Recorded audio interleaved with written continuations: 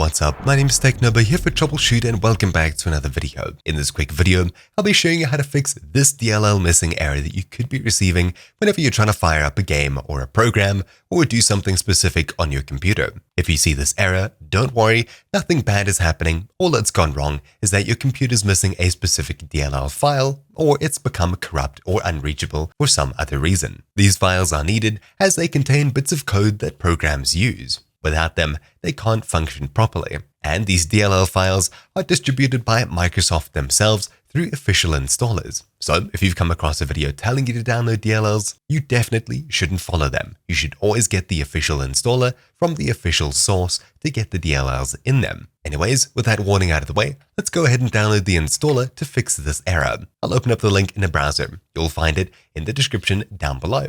You should see a page that looks something like this. Microsoft.com, Visual Studio 2015, 2017, 2019, and 2022. All you need to do is locate where it says x86 and then click the link to the right-hand side of it and do the same for the next link, x64. Click the link here. Then two files will be downloaded onto your computer, both around 25 or 24 megabytes. It doesn't really matter what way you open these, but you just need to open one, install it, and then the other. So for me, I'll run the 86 version first, as it's at the bottom of my list. When you see this pop up, Microsoft Visual C++ 2015 to 2019 Redistributable, all you have to do is click I agree, followed by install. Then when prompted for admin, click yes, wait for the installation to complete, and then click close. I'll head back to my browser, open the downloads again with Ctrl-J, or of course you can navigate across to the downloads folder and open up the other file.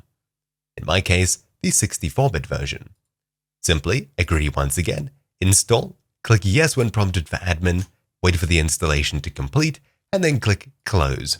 It's that simple. You should be able to open up programs and games and use them immediately if they were giving you errors.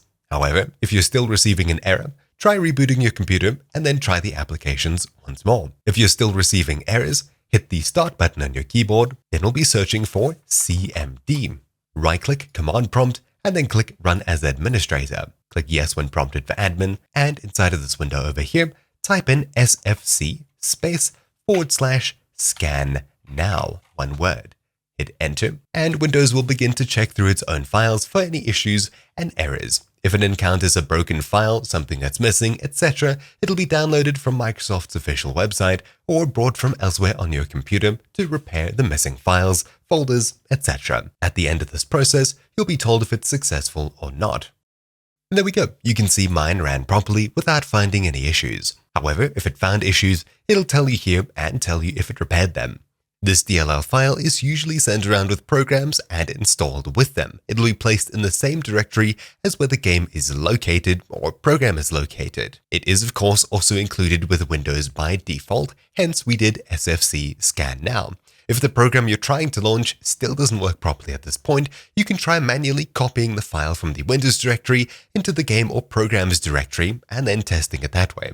Though this is sort of a last-ditch effort to try and fix something. If you're still having issues past this point, you will need to contact the developer of the software for more information. So, open up a new file browser and navigate across to where the program is located. I'll go to this PC, see Program Files 86.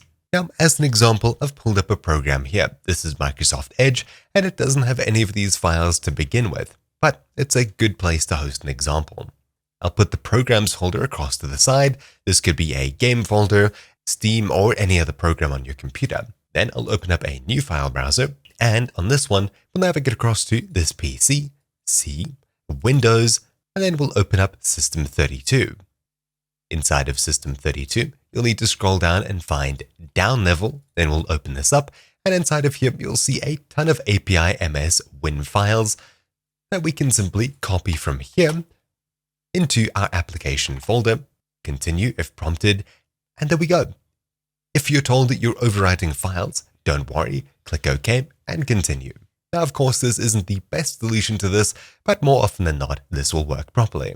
If available, you should try reinstalling the software or repairing the software through official means. If it's a game on Steam, try and repair the game by verifying game files. The same goes for Origin, Epic Games, and other programs alike.